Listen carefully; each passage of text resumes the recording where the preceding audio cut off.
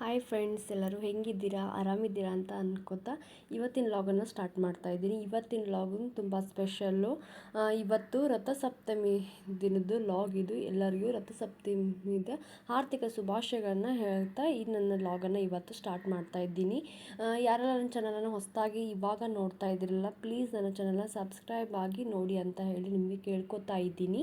ಇವಾಗ ನೋಡಿ ಫ್ರೆಂಡ್ಸ್, ಚಿಕ್ಕ ಮಕ್ಕಳಿಗೆ ಈ ರಥಸಪ್ತಮಿ ದಿನ ಹಣ್ಣೆರೆಯೋದು ಕಾರ್ಯಕ್ರಮವನ್ನು ಮಾಡ್ತಾರೆ.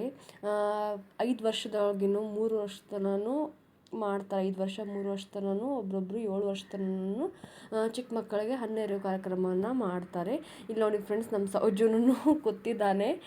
ಎಲ್ಲರೂ ಆಲ್ಮೋಸ್ಟ್ ಎಲ್ಲ ಪ್ರಿಪೇರ್ ಆಗಿದ್ವಿ. ನಾವು ಸೌಜುನ ಫ್ರೆಂಡ್ಸ್ಗಂತ ಹೇಳಿ ನಾವು ವೇಟ್ ಮಾಡ್ತಾ ಇದ್ವಿ. ಆ್ಯಕ್ಚುಲಿ ಇವತ್ತು ರಥಸಪ್ತಮಿ ಅಂದರೆ ಸೂರ್ಯ ತನ್ನ ದಿಕ್ಕನ್ನು ಬದಲಾಯಿಸುವಂತಹ ದಿನ ಅಂತ ಹೇಳ್ತಾರೆ. ಪ್ರಕಾಶಮಾನವಾಗಿ ಅಂದರೆ ತನ್ನ ಪಥವನ್ನು ಚೇಂಜ್ ಮಾಡ್ತಾನೆ ಅಂತ. ಇನ್ನು ಕೆಲವೊಬ್ಬರು ಹೇಳೋ ಪ್ರಕಾರ ಸೂರ್ಯನ ರಥವನ್ನು ಏರ್ತಾನೆ ಅಂತನೂ ಆಡಿಕೆ ಅಂತ ಹೇಳ್ತಾರೆ.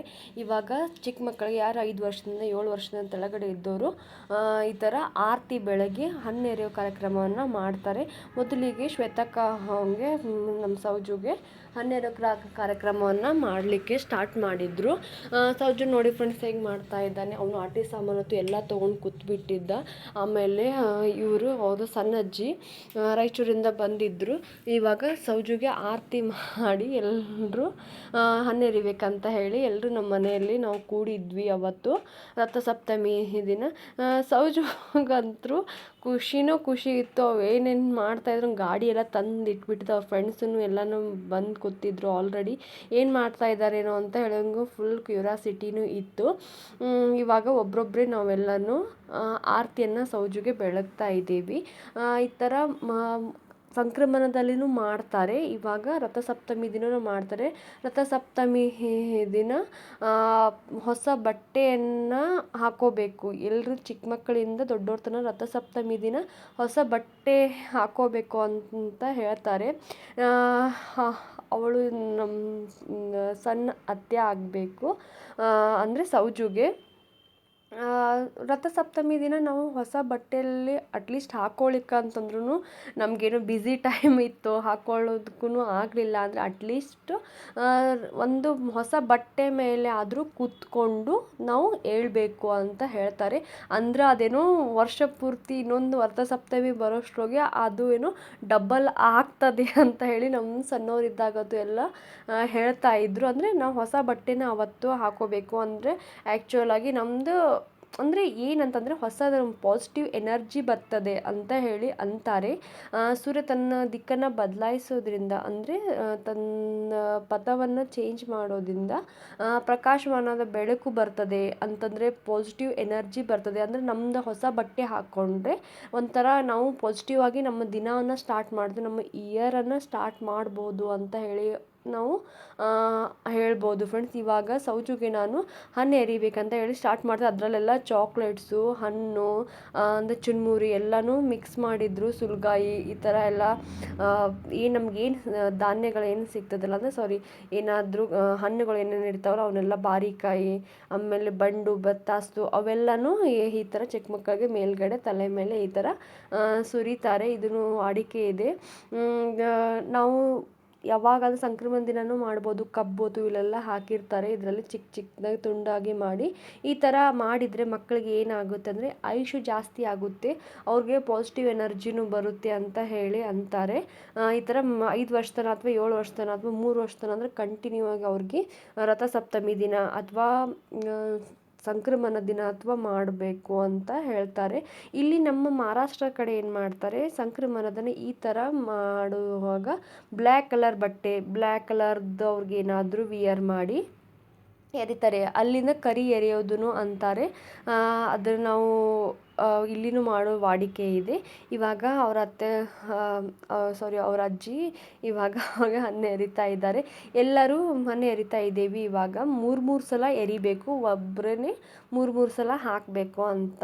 ಈಗ ಅದರಲ್ಲಿ ಏನೇನು ಚಾಕ್ಲೇಟ್ಸು, ಕಾಯಿನ್ಸು ಏನೇನೋ ಇರ್ತದೆ ಅವರೆಲ್ಲ ಫ್ರೆಂಡ್ಸ್ ಎಲ್ಲ ಕಲೆಕ್ಟ್ ಮಾಡ್ಕೋತಾ ಇದ್ದರು. ಎಲ್ಲ ಹಣ್ಣು ಏನೇನೋ ಭಾರಿ ಹಣ್ಣು ಅದು ಎಲ್ಲನೂ ಹಾಕಿರ್ತೇವೆ.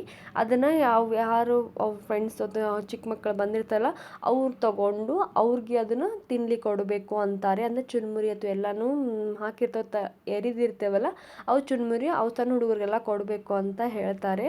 ಇವಾಗ ಎಲ್ಲರೂ ಪ್ರತಿಯೊಬ್ಬರೂ ನಾವು ಈ ಥರ ಎರಿತಾ ಇದ್ದೇವೆ. ಇದು ರಥಸಪ್ತಮಿ ಅಂತನ್ನೋದು ಯಾವಾಗಲೂ ಬೇಸಿಗೆ ಕಾಲದ ಸಮೀಪದಲ್ಲೇ ಬರುತ್ತೆ. ನಮಗೆ ಒಂದು ಪಾಸಿಟಿವ್ ಎನರ್ಜಿಯನ್ನು ಕೊಡುತ್ತೆ ಅಂತ ಹೇಳ್ಬೋದು. ಇದರಿಂದ ನಮಗೆ ಒಂದು ಪಾಸಿಟಿವ್ ವೈಬ್ ಎಲ್ಲ ಮನೆ ತುಂಬ ಕ್ರಿಯೇಟ್ ಆಗುತ್ತೆ. ಅಂದರೆ ಪ್ರತಿಯೊಬ್ಬರಿಂದ ಚಿಕ್ಕ ಮಕ್ಕಳಿಂದ ದೊಡ್ಡೋರ್ವರೆಗೂ ಆಗುತ್ತೆ. ನೋಡಿ ಫ್ರೆಂಡ್, ನಮ್ಮ ಸೌಜು ಚಾಕ್ಲೇಟ್ಸು ಅಥವಾ ಎಲ್ಲ ತಗೊಂಡು ತನ್ನ ಗಾಡಿಯಲ್ಲಿ ಹಾಕೋತಾ ಇದ್ದ. ನಾವು ಅವ್ನ ತಲೆ ಮೇಲೆ ಹಾಕಿದ್ರೆ ಅವ್ನ ಗಾಡಿಗೆ ಹನ್ನೆರೆ ಮಾಡ್ತಾ ಇದ್ದ. ನೋಡಿ ಫ್ರೆಂಡ್ಸ್ ಹೇಗೆ ಮಾಡ್ತಾ ಇದ್ದಾನೆ. ಎಲ್ಲರೂ ಪ್ರತಿಯೊಬ್ಬರು ಈ ಥರ ಮಾಡಿದರೆ ತಮ್ಮ ಮಕ್ಕಳಿಗೆ ಆಯುಷ್ಯನ ಹೆಚ್ಚಿಸ್ಬೋದು ಅಂತ ಹೇಳ್ತಾ ಇದ್ದೀನಿ. ನಿಮಗೆ ಮಕ್ಕಳಿಗೆ ನೀವು ಈ ಥರ ಮಾಡಿ ಆಯುಷ್ಯನ ಅವ್ರಿಗೆ ವೃದ್ಧಿ ಮಾಡಿ ಅಂತ ಹೇಳ್ತಾ ಇದ್ದೀನಿ. ಇಷ್ಟೊತ್ತೆಲ್ಲ ಕಾರ್ಯಕ್ರಮ ಎಲ್ಲ ಮುಗಿದು ನಮ್ಮ ಶ್ವೇತಕ್ಕ ಹೈದ್ರಾಬಾದಿಗೆ ಹೋಗ್ಬೇಕಂತ ಅವರು ಇವಾಗ ರೆಡಿ ಆಗಿದ್ದಾರೆ. ಇವಾಗ ಹೋಗ್ಬೇಕಂತ ಹೇಳಿ ಅವ್ರಿಗೆ ಜಾಸ್ತಿ ರಜೆ ಸಿಕ್ಕಿದ್ದಿಲ್ಲ. ಮದುವೆ ಮುಗಿಸ್ಕೊಂಡು ಈ ಥರ ಹನ್ನೆರೆದು ಮತ್ತು ಕಾರ್ಯಕ್ರಮ ಮುಗಿಸಿ ಮತ್ತೆ ನೈಟು ಅವ್ರಿಗೆ ಹೈದ್ರಾಬಾದಿಗೆ ಹೋಗಲಿಕ್ಕೆ ಬಸ್ಸಿಗೆ ಟೈಮ್ ಆಗಿತ್ತು. ಹೋಗ್ಬೇಕಂತ ಇವಾಗ ಹೋಗ್ತಾಯಿದ್ದಾರೆ. ಸೌಜು ನೋಡಿ ಹೇಗೆ ಮಾಡ್ತಾ ಇದ್ದಾನೆ ಅಂತ ಹೇಳಿ. ಎಲ್ಲರೂ ಮತ್ತೆ ಶ್ವೇತಕ್ಕನ ಜೊತೆ ಊರಿಗೆ ಹೋಗ್ಬೇಕಂತ ಹೇಳಿ ಹೋಗ್ತಾ ಇದ್ದಾರೆ. ಮದುವೆ ಅಥವಾ ಮುಗಿಸ್ಕೊಂಡು ಇವಾಗ ಹನ್ನೆರೆದು ಇವಾಗ ಸೌಜುಗೆಲ್ಲರೂ ಬಾಯ್ ಅಂತ ಹೇಳ್ತಾ ಇದ್ರು. ಅವ್ನಿಗೆ ಚಾಕ್ಲೇಟೇ ಅವ್ನಿಗೆ ಸಾಕಷ್ಟು ಕೈಯಲ್ಲೇ ಆಯಿತು, ಬಾಯೆಲ್ಲ ತುಂಬ್ಕೊಂಡು ಬಿಟ್ಟಿದ್ದ. ಬಾಯ್ ಹೇಳೋ ಪರಿಸ್ಥಿತಿನೂ ಅವ್ನಿಗೆ ಒಲ್ಲಾಗ್ಬಿಟ್ಟಿತ್ತು. ಯಾಕಂದರೆ ಚಾಕ್ಲೇಟ್ ಆಗಿಬಿಟ್ಟಿದ್ದು.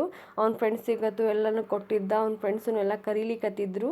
ಆದರೂ ಅವ್ನಿಗೆ ಅವ್ರ ಅಜ್ಜಿ ಅಂತ ಇವಾಗ ಜಕ್ಕೊಂಡು ಬರ್ತಾ ಇದ್ದಾನೆ ನೋಡಿ. ಏನೋ ಅವ್ನಿಗೇನು ಹೇಳಬೇಕು ಏನೋ ಅಂತಿರ್ತಾನೆ. ಆದರೆ ಇನ್ನೂ ಅವ್ನಿಗೆ ಅಷ್ಟು ಸರಿಯಾಗಿ ಮಾತಾಡ್ಲಿಕ್ಕೆ ಬರೋಂಗಿಲ್ಲ. ನನ್ನ ಕಡೆ ಚಾಕ್ಲೇಟ್ ಸುಮ್ಮನೆ ಒಂದು ತೊಗೊಂಡಿದ್ದೆ, ಅದನ್ನು ಅವನು ಬಿಡಲೇ ಇಲ್ಲ. ಅದನ್ನು ಕೊಡು ಮಮ್ಮಿ ಅಂತ ಹೇಳಿ ಅದನ್ನು ತೊಗೊಂಡ. ಆಮೇಲೆ ಎಲ್ಲರೂ ಹೋಗ್ಬೇಕಂತ ಅನ್ಕೋತು. ಆಟೋನು ಬಂತು ಅಷ್ಟೊತ್ತಿಗೆ. ಒಂದು ಆಟೋ ಬಂದಿತ್ತು, ಇನ್ನೊಂದು ಆಟೋನು ಬರೋದಿತ್ತು, ಅದು ಇನ್ನೂ ಬಂದಿದ್ದಿಲ್ಲ.